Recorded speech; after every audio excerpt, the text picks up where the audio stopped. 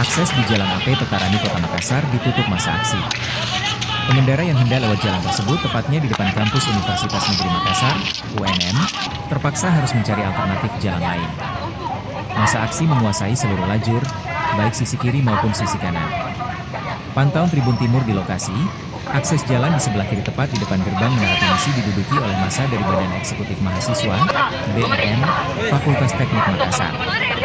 Sehingga pengguna jalan dari arah kantor DPRD Kota Makassar menuju ke Jalan Sultan Alauddin harus belok ke Jalan Yusuf Begi Nawing atau Jalan Mapala.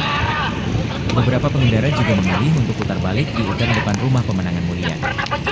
Sementara di sebelah kanan, tepat di depan Hotel Lamaca, jalanan dikuasai oleh mahasiswa Fakultas Ilmu Keolahragaan dan Kesehatan, FIK. Penutupan jalan tersebut membuat pengendara harus berbelok ke Jalan Andi Jemat.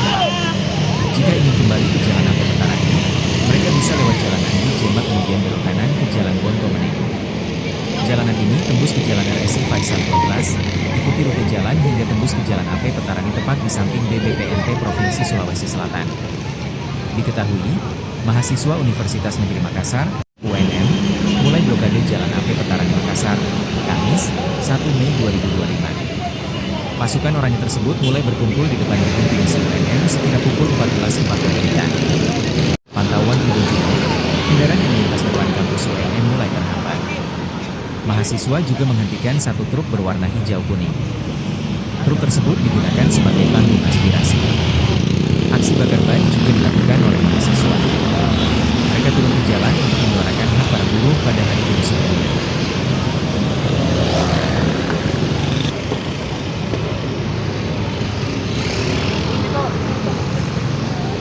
Kasih.